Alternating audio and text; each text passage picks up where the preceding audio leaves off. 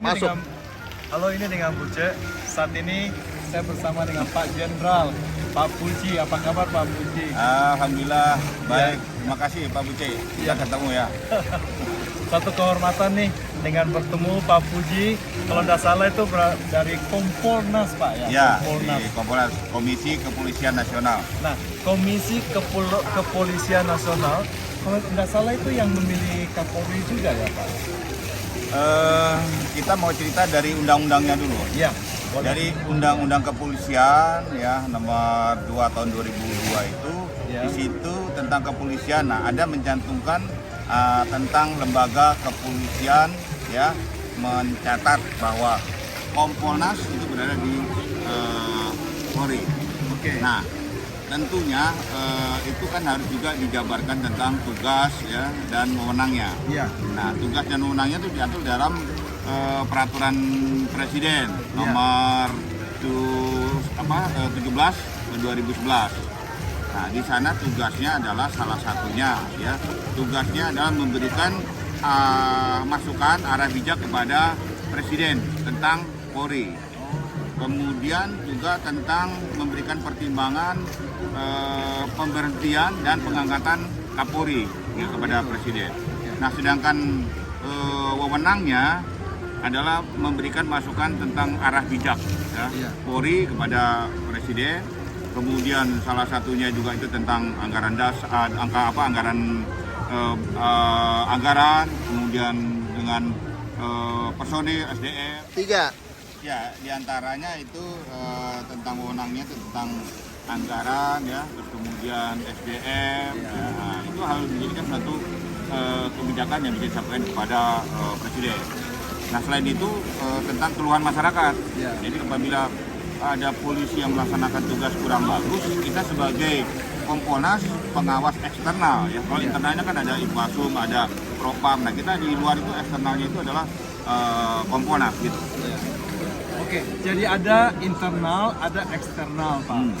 Nah, kita ini kan masyarakat kan tidak tahu yang mana internal, yang mana eksternal. Ya. Maksudnya eksternal itu kayak apa? Contohnya Ya, apa, karena Pak? tuh begini, misalnya ada anggota polisi ya yang melaksanakan tugas katakanlah penegakan hukum, penyidikan. Nah, dia tidak melaksanakan secara profesional. Ya. Terus kemudian perilakunya juga tidak bagus ya. Nah, itu ada keluhan masyarakat yang kecewa. Nah, dia melaporkan kepada kita ke Kompolnas. Nah, karena kita kan di luar dari polisi. Oke. Nah, sedangkan yang di dalam sendiri, yang internal itu adalah Ipasum, Propam. Nah, dia bisa juga melaporkan. Biasanya terjadi setelah dia melaporkan kepada Ipasum atau Propam tidak ditangani dengan baik, nah dia lanjut ke Kompolnas. Oke, sebentar, Pak. Jadi basically sebenarnya kalau eksternal itu hal-hal yang berhubungan dengan masyarakat. Ya, Kalau ya. internal itu hal-hal yang di antara polisi sendiri, betul? Enggak. Jadi artinya kalau internal itu dia dengan masyarakat juga, tapi ditangani oleh internal ya, oleh Ipasum atau oleh Polri, oleh Propam, itu tidak tuntas ya. Masih ada rasa dia kurang gitu. Akhirnya dia mengajukan lagi keluar. Ya kan gitu. Nah, sebenarnya anggota Kompolnas ini berapa banyak, Pak? Kalau kita anggota Kompolnas sudah banyak ya. Kita Kompolnas itu kan terdiri dari 3 unsur sesuai dengan di peraturan Presiden itu. Dari Kompolnas Polri di Pak. ya, dari unsur pemerintah 3 orang. Ya. Kemudian dari unsur pakar kepolisian 3 orang. Ya. Dari unsur tokoh masyarakat 3 orang. Jadi 9 orang ini yang kita mewakili Kompolnas itu. Tapi ada staff, ada sekretariat Kompolnas yang memang melaksanakan tugasnya untuk pelayanan kita. Nah, tapi Bapak bukan dari tokoh masyarakat, bukan Saya dari dari- internal, tapi dari kepolisian. Saya ada kepolisian. Gitu. Jadi Kompolnas itu tidak semua dari kepolisian, ada juga tokoh masyarakat, Pak. Ya, dari tokoh masyarakat yang mengetahui tentang apa yang menjadi tugas tanggung jawabnya polisi. Kan itu kan dites juga dalam melaksanakan itu. Ya. Kalau tidak salah waktu itu sempat dilantik oleh Pak Jokowi cuma 9 orang, Pak, di istana ya. Ya, kita dilantik oleh Presiden Ya. di istana, Ya. ya, kemudian disumpah oleh beliau. Ya. Ya, kita hadir semua dari mulai ketuanya itu kan Menko Polhukam. Jadi di bawahnya Menko Polhukam. Ya, terus kemudian wakilnya Pak Menteri Dalam Negeri. Ya. Terus kemudian pada Pak Menteri Kumham. Bukan. Nah, baru kemudian kita yang dari kepolisiannya Pak Dr. Benny Mamoto, saya, kemudian Pak Dr. Wahyu. 3 orang dari kepolisian. Ya, yang satu memang bukan dari kepolisian tapi mengabdi di kepolisian sudah lebih dari 10 tahun. Oh gitu. Nah yang dari tokoh masyarakat juga ada. Dari Ya? masyarakat juga ada 3 orang. Nah, apa yang menarik kira-kira Pak selama ini dari yang Bapak, jadi Bapak mulai bertugas dari tahun Ya, sudah 1 tahun yang lalu. 2021 betul? Ya, 2021 sampai 5 tahun Pak ya? sampai 4 tahun sampai 2024 insya Allah. 2024 ya, insya Allah ya. Nah, kira-kira dalam tugas Bapak ini yang paling menarik, yang menurut Bapak perlu masyarakat ketahui apa ini? Ya, yang pertama yang jelas Ya, masyarakat harus betul-betul objektif dalam melaporkan keluhannya itu. ya, Kadang kita mendapatkan ya ternyata itu tidak benar juga. Polisi sudah melaksanakan tugas dengan baik, dilaporkan tidak baik. Nah itu satu yang karena harus objektif melaporkannya juga. ya, Yang kedua ya kaitan dengan apa yang menjadi keluhan masyarakat itu pastinya harus juga mengetahui bahwa polisi itu juga punya suatu keterbatasan. ya, Artinya keterbatasan ini dengan kasus untuk misalnya pengungkapan, Ya. ya kan perlu waktu. ya, Nah, masyarakat kadang pengen cepat. Nah, pengen kemudian segera diungkap segala macam. Nah, ini juga ada penurunan. Nah, yang mungkin yang ketiga, apabila memang masyarakat itu sudah merasa dia puas, ya, baik gitu kan, ya mestinya juga bagi masyarakat menyampaikan juga, memberikan apresiasi juga kepada polisi. Jadi jangan kritik aja, harus ya. ada pujian Ya, juga. saya gitu, berharap Pak, ya. begitu di Kompolnas kita Kompolnas juga merasa oh ternyata sudah ada perubahan dan sebagainya. Nah, ini ada pandangan Pak. Saya kan sebagai orang umum ya. Nah. Kita kan sebagai orang umum. Kami melihat bahwa dulunya itu kayaknya Polri itu kayaknya tidak, kita Polri itu anggapannya polisi lalu lintas aja Pak, gitu Nah. ceritanya gitu ya. Oke. Yang kita sering kontak kan polisi lalu lintas, Polri, polisi ini kayaknya kurang dihargai gitu loh. Tapi saat ini kayaknya mulai kelihatannya kayaknya kita melihat tren, saya kira sekitar mulai dari sejak tahun 2008 gitu, pokoknya 2018, pokoknya ada tren bahwa sekarang apa-apa teroris kayaknya Polri yang maju ke depan, bukan tentara lagi. Ya. Dulu tentara, gimana menurut Bapak? Memang Ya. apa yang terjadi sih? Oh enggak, memang dalam tugas dan tanggung jawabnya polisi kan di situ. Sesuai dengan Undang-Undang Nomor 2 2022 kan begitu mengatur ya, menjaga gangguan kamtipas Ya. Harkamtipas Ya. dan penegakan hukum. Ya. Udah pasti. Ya. Harkamtipas itu apa? Ya, pemeliharaan, Ya. keamanan dan masyarakat dan penegakan hukum. Ya. Nah, disitulah letak polisi semakin kesini harus semakin profesional. Ya, Menurut saya ada tugas yang mendasar, ya, preemptif, preventif, represif. betul. Nah, preemptif itu dari mulai dia melakukan hal-hal yang berkaitan dengan mengajak, memberitahu, mensosialisasikan kan gitu. Ya. Nah, kalau yang preventif, nah itu sudah mulai dia melakukan yang namanya patroli, berada di mana polisi berada, menjaga untuk mencegah, dan kemudian yang terakhir adalah penegakan hukum. Nah, polisi harus tegas melaksanakan tindakan hukum. Nah, dulu mungkin ya terhadap itu kurang, Ya. sehingga tindakan tegas itu dianggap biasa saja. Kalau sekarang enggak tegas, apalagi sudah dipimpin Pak Sigit ini, wah dia benar-benar tegas menyatakan bahwa A, B, B kan gitu. Dengan program yang presisi ini ya, nah ini betul-betul kita sebagai anggota Kompolnas mau ya melihat hal-hal ini tuh harus dinyatakan bahwa itu harus dilakukan. Kalau itu dilakukan, saya pikir hebat ya, prediktif, dari kata presisi itu prediktif, memprediksi kira-kira apa yang terjadi, ya kan? Iya. Nah, terus kemudian responsibility, merespon begitu ada informasi, bagi respon, ditindaklanjuti, actionnya kayak apa kan gitu. Nah itu kemudian transparansi, di mana di era sekarang nggak ada tutup-tutup lagi. Anggota tidak pernah lagi sekarang melaporkan kepada pimpinan. Pimpinan sudah tahu duluan. Kenapa? Karena di medsos. Nah, disitulah harus segera tindak lanjut. Nah, dengan era kepemimpinan Pak Sigit itu, insya Allah ya, dengan situasi sekarang, dukungan dari masyarakat segala macam itu bisa menangani itu.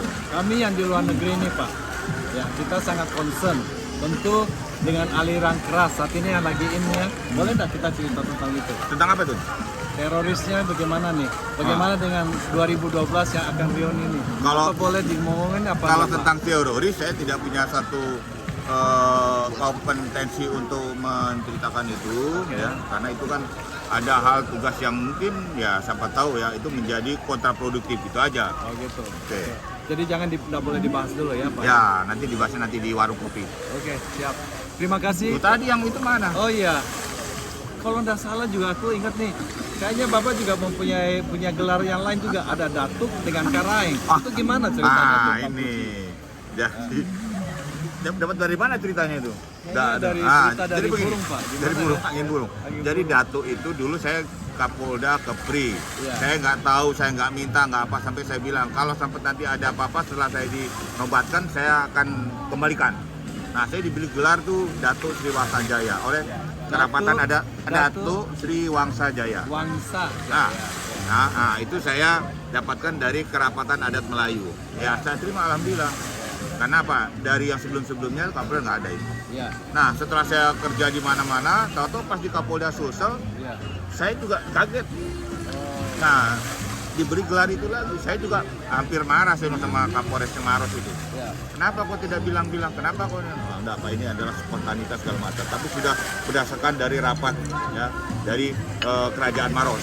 Wah, saya pikir ya sudah kalau memang gitu. Tapi tetap sama saya bilang. Kalau ada sesuatu, saya akan kembalikan. Saya tidak minta itu. Ya, alhamdulillah saya dibeli gelar di situ sebagai karaeng, ya, disebut-sebutannya. Ya, Lima Pareva, karaeng rupa. Lupa. Ya, saya juga akhirnya dikasih tahu artinya apa, ya paling tidak kamu menjadi pemimpin harus yang bijaksana dan sebagainya gitulah. Nah, ini sudah bisa dibuktikan sebagainya. Kayaknya itu sih. Nah, saya sendiri dengan adanya itu kan saya berat bagi saya. Tapi itu saya jadikan motivasi, ya kan? Nah, itu aja sebetulnya. Dan saya berterima kasih kepada kerapatan adat Melayu, kemudian dari kerajaan dari Maros juga yang sudah memberikan penghargaan saya sebagai apa namanya tadi? Sebagai gelar kebangsaan. Ya, kebangsaan. Itu. Yang lain sih nggak ada, Pak. Hanya bagi saya memotivasi itu. Nah, mudah-mudahan ini bisa memotivasi bagi yang lain itunya. Terutama bagi saya sendiri, anak saya, dan mungkin teman-teman saya tuh mungkin adik-adik saya yang sedang melaksanakan tugas. Kebetulan juga kita sekarang ada lagi di Grus nih Pak ya. Oh, ya. Lagi Saya kebetulan kan di sini lagi bersama dengan atas Iya, polisi Pak Ari. Ya. Wasinten DC, beliau Brigjen Pol Ari ya Laksmana sebagai atas polisi di Washington DC. Nah, saya bertemu kebetulan dalam rangka acara ya sambil tukar pikiran tentang Kompolnas ya Pak Ari. Ya. Silakan ya. Jadi tidak apa-apa. Gantian. Iya kan. Dari sini. Dikat tuh. Nanti dikat kan? Iya, iya. Bapak di situ. Langsung masuk, Pak.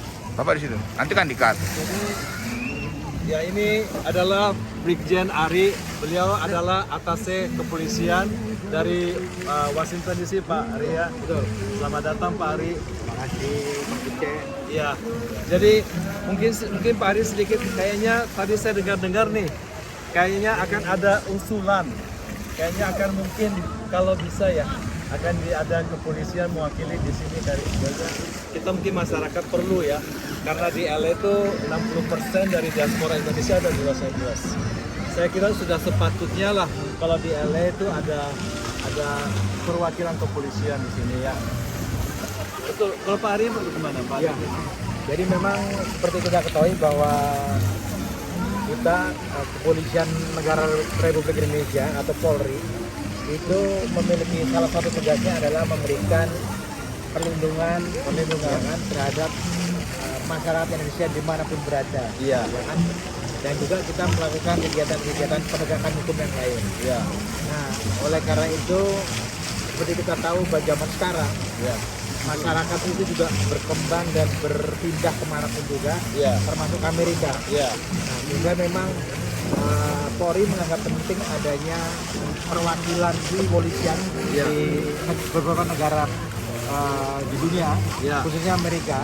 Iya. Nah, saat ini kita punya satu atase Polri di Washington DC yang membawahi seluruh wilayah Amerika. Wah, capek Nah. banget itu seluruh besar banget. Betul. Nah, dan posisinya ada di KBRI Washington DC yang Iya. ada di pantai timur Amerika. Gitu. Nah, tapi kita tahu bahwa Amerika ini sangat luas. Ya. Ada pantai timur dan pantai barat. Ya.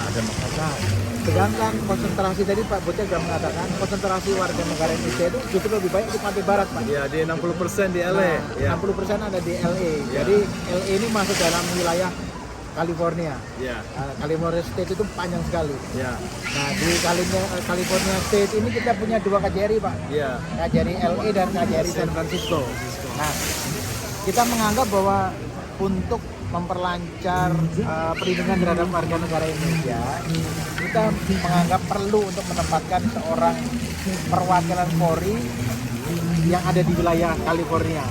Nah, kita menganggap bahwa yang cocok adalah di Los Angeles karena wilayah besar. Nah, di Los Konsentrasinya. Angeles inilah konsentrasi WNI paling besar. Ya. Nah, usulan tersebut bukanlah sesuatu yang mustahil dan kita sudah mendapat dukungan. Jadi KJRI LA juga menyadari tentang pentingnya itu. Nah, sehingga usulan tersebut sudah sangat tepat untuk bisa kita mendapatkan seorang yang disebut dengan staf teknis kepolisian, Staf teknis ya, kepolisian staf teknis STP yang rencananya akan ditempatkan di Los Angeles. KJRI Los Angeles. Dan akan disampaikan juga kepada Bapak Puji ya, Pak ya. Nah, iya, Kepada kebetulan Ko- beliau ya. hari ini kami berdiskusi dengan Kompolnas, Komisi Kepolisian Nasional. Salah satu kita dari Kompolnas seperti tadi juga disampaikan oleh beliau, oleh salah satu komisioner Kompolnas yaitu Bapak Irjen Pol Purnawirawan Puji Hartanto. Nah, beliau secara khusus memang meminta saya untuk bertemu dengan beliau di Los Angeles karena beliau juga ada kegiatan yang bersamaan di sini.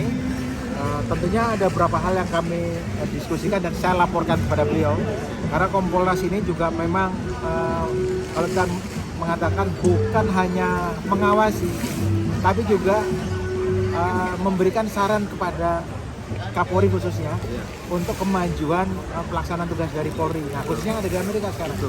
Jadi saya sudah sampaikan, ini bukan unek-unek saya sebenarnya, tetapi merupakan kebutuhan negara. Jadi kita harus melihatnya dari sudut pandang berbeda, Pak. Penempatan seorang staf teknis Polri di Los Angeles bukan semata-mata keinginan Polri, Pak. Tetapi memang memenuhi kebutuhan masyarakat yang ada di sini. Jadi cara sudut pandang kita ini harus dirubah. Bukan kita yang bukan Polri yang menginginkan, tapi memang kebutuhan melihat situasi yang ada di sini, kita menganggap sangat perlu menempatkan seorang staf teknis Polri di sini. Dan ini saya sampaikan pada beliau. Saya sampaikan alasannya segala macam dan tentunya harapan kami bahwa masalah ini bisa diangkat oleh Kompolnas dilaporkan pada Kapolri, kemudian dibicarakan di tingkat lebih tinggi lagi. Terima kasih. Terima kasih Pak, karena waktunya sudah ini. Kami mengucap terima kasih untuk Pak Ari dan Pak Puji ya. Terima kasih untuk kedatangannya di LA.